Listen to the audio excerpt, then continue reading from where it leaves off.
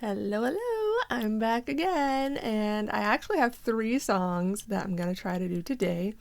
My average has been two or one, depending on the day, lately, but I actually have three because I went looking for a different song yesterday and couldn't find it immediately, so I settled on a different one instead, but I like it too.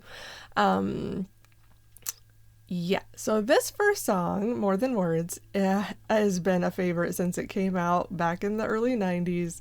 Because, they played it on the radio nonstop, and it's a beautiful song, and the harmonies in it are to die for.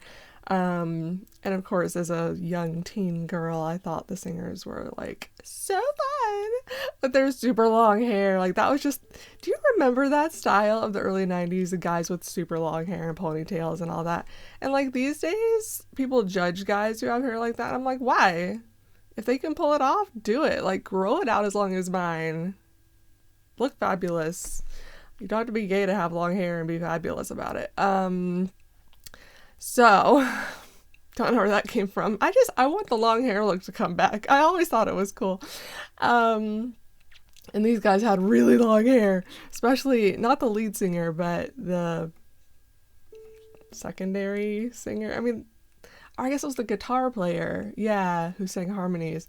I mean, they both had really long hair, but the lead singer was like curly, and the other one was straight hair, and whatever. I don't know why I'm getting into the textures of their hair now, but the guitarist, yeah. Anyway, I'm just talking to the 90s girl, or 80s baby girls out there who know what I'm talking about. Go look up the video if you don't know what I'm talking about, and you will know what I'm talking about. But also look up the Jack Black Jimmy Fallon version of the song. It's hysterical. They just they took the original video, like music video of the song, and recreated it with them singing it, and I actually did a really good job. Jack Black's hysterical, and they were wearing wigs and the whole get up. It's great. It's great. Anyway, this song, I'm doing it just because I've always loved it. It was kind of on my list as I should totally do that one day. And it's not too hard. I did have to learn a few new chords. I'll tell you about them after the song for those of you who don't care. But I also wanted to do this one for my friend Mossy. Miss you, girl. So this is a song that me and Mossy used to do. We got for karaoke when I lived in South Florida. And this was a favorite of ours because I would sing the lead vocals and she would sing the harmonies. And it was so much fun. So this is like our song. So I always think of you, Mossy, when I hear or sing this song. So just wanted to let you know I'm thinking of you with this one. Shout out to my girl that is not completely responsible, but highly responsible for me being as big of a Harry Potter fan as I am now. Like, I was already a Harry Potter fan before I moved to Florida, but then they had an amazing Harry Potter meetup group, which is where I met her, and Jasmine and Lourdes, and so many amazing people. And we we clicked, and that whole group of girls just like got me through my time there. I'll say that. And I worked with some really great people too, but my Harry Potter buddies, y'all know how much you mean to me. Yeah. Won't get into craziness of that time in my life. Mid-20s. It's crazy time for most people, but it was especially crazy for me in many ways, but that doesn't start on a C. But they helped me through a lot of it, and Harry Potter helped me through a lot of it, and it was a great time to be a Harry Potter fan. All of the midnight releases of the movies, the books were still coming out. Yeah, good times. So this song kind of reminds me of that time too, even though it's also a nostalgic thing from the 90s for me. Kind of takes me back to both eras in a strange way. Okay, I think that's enough of that. I'll just go ahead and try to play and sing it for you. And try not to butcher those chords. Wish me luck. Saying I love you is not the words I want to hear from you. It's not that I want you not to say it, but if you only knew how easy it would be to show me how you feel more than words is all you have to do to make it real. Then you wouldn't have to say that you love me, 'cause I'd already know. What would you do if my heart was torn in two? More than words to show you feel that your love for me is real. What would you say if I took those words away? Then you couldn't make things new just by saying I love you. La-di-da, la-di-da, di-da, da-da. More than words. La-di-da, la-di-da.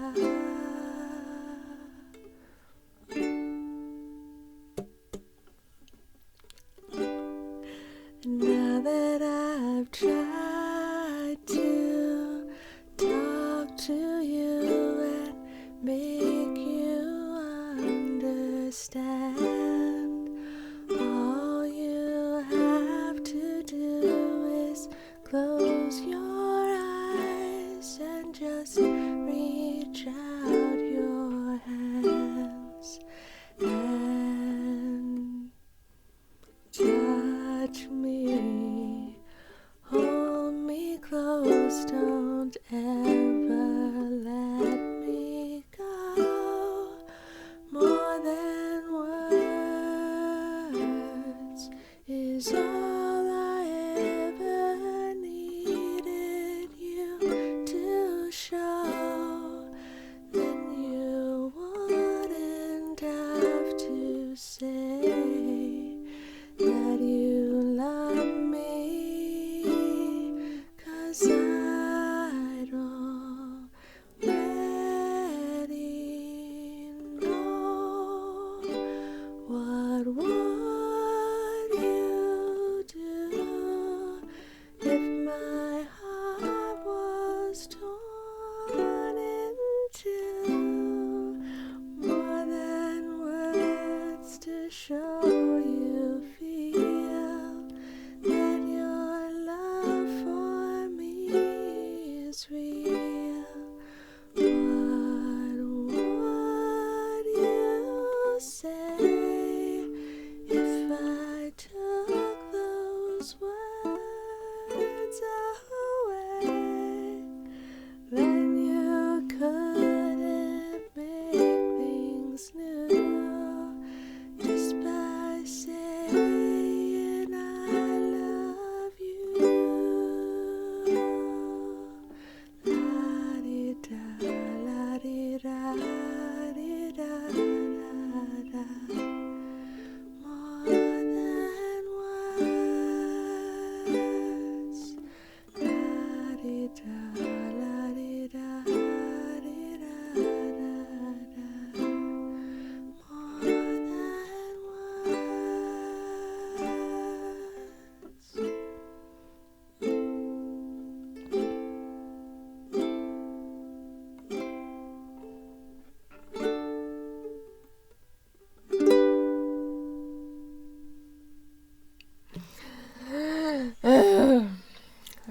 breathe enough during that song. It was kind of funny. I was practicing this right before I turned on the camera, and I realized that the bridge or it's they call it a bridge. It might as well just be the chorus though, because it's the same. I've always thought it was different for some reason. I don't know why, but I have it in here twice, and then I was like, wait a minute, why do I have it in here twice? It's the same. Like, I sing one note differently on the second time around, but I could have made myself a note on the first one. So I was like looking back and forth, but that was probably more confusing, and I should have just looked over there. Whatever. Ugh, 2 pages. So Mossy, before I get into chords real quick, I hope you are singing along with the harmonies. I fully expect a video at some point or an audio. I don't care. Like, record it on your phone and send it to me. I just want the Mossy version of you singing along with me, because that would be fantastic. It would make my day. So the chords I learned for this one are C add 9. I'm not sure what add stands for. It's probably short for something. Couldn't tell you. C add 9. B minor 7 came back, which was in a recent song. Still hate it. And then C minor I'd done before. That's from Kentucky Babe. So I remember that one. And then B minor is just almost as annoying or more annoying, I'm not sure, as B flat. They're both really annoying. Ugh. See, that sounds like crap. There. So I'm having to hold these 3 strings down with one finger and then extend this one to get that for B minor. B flat is this. Or as one of the other songs I'm gonna do calls it, A sharp. Like, I understand they're the same thing, musically speaking, but like, just pick one. When you're talking about an instrument that it's gonna be the same, like, just pick one. I guess it has to do with what key you're playing in, and you wouldn't call it a B flat in some keys, you would call it an A sharp. Whatever. It just makes it more complicated for people like me trying to remember chords, and then I see A flat all of a sudden. I'm like, wait, what is that? And I'm like, oh, it's just B flat, or A sharp, sorry. It's just B flat. There was one song where I literally changed all of the instances of A sharp to B flat just to make it simpler on myself, but this time I didn't for the other song, because I was like, I gotta learn one day, because meh. So yeah, they weren't too bad. It was just those 2 B's only happened during the bridge, like one time, so it was kind of annoying. I'm like, can't you just not? But they're needed for the song. They really are. And I had to make a note for myself on this one, if you can see, true G over here. So I have, in the past, most songs, I can substitute G7 for G because it's easier to play and it's usually closer to whatever other chords I'm playing, and it's an easier transition. But this song, G7 didn't sound right. There is actually a G7 in the song, but it's a purposeful G7 that is supposed to be different from all the rest of the Gs.